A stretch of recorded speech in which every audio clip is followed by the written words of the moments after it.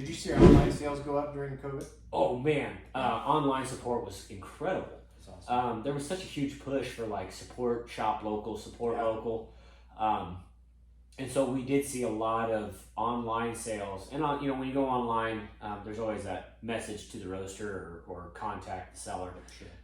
We got so many lovely letters from so many amazing people, just like, hey man, see you guys are in a town of 1,200 people in central Nebraska. I'm from Texas, like just looking to support in any way that I can. That's awesome.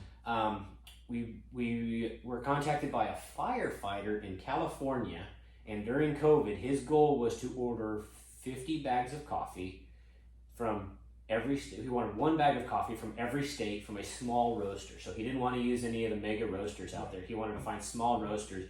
And then he has a Facebook page and he did reviews and that's awesome. brewing. Yeah, and so it was super cool to connect with them and just like see what they're doing. And he's like, I'm an essential worker. And he's like, the guys at the fire hall all need coffee. So he said, I'm their connection. And he said, we're seeing where the best coffee is. Yeah. So it was really neat to have those cool conversations and see what everybody else is doing out there. But yeah, the support, not just like the support locally was really cool to see, but like nationwide, the support that people had and the concern that they were showing. And because we're a small business, we are that. So like having one or two people in the roastery at a time was not a big deal for us. And so like operations and during COVID really didn't affect us. If anything, it bumped our sales. It did affect our wholesale accounts, but because they're small businesses also, like when Starbucks and stuff was shutting down because of COVID, all of our small local coffee shops were still in operation. Like they still have bills to pay, man.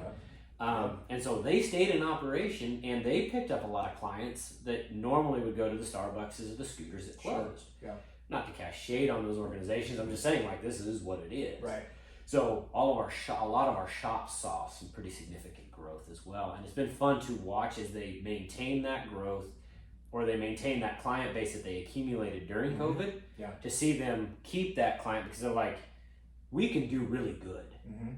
And when people recognize that their small town local businesses can do as good or better than what corporates can, it's been a lot of fun to watch that growth happen and then continue to happen, post-COVID. Yeah. So COVID was frustrating, but we did have to make some pretty significant pivots on what we were doing and how we were doing it just because we didn't have the access or the ability to travel. You could walk around Burwell and it wasn't a big deal. You didn't really notice a whole lot of things changing. But if you went to Grand Island or Kearney, it was like a time warp, man. You were going into a whole nother space. And so, learning to navigate that. And we did have to pivot our wholesale stuff and how we did it and what we were offering to help sustain and grow through that time.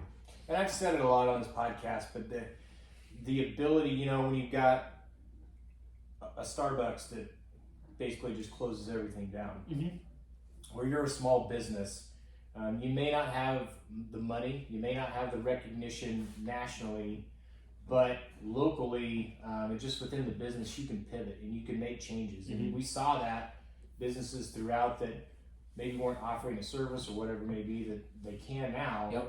Hey, we can pivot, we can get through this. We've got to get aggressive and figure things out. And so stories like that are really cool to hear. And I think it's encouraging for small business owners because, just because you don't have the name recognition doesn't mean that you can't be a success.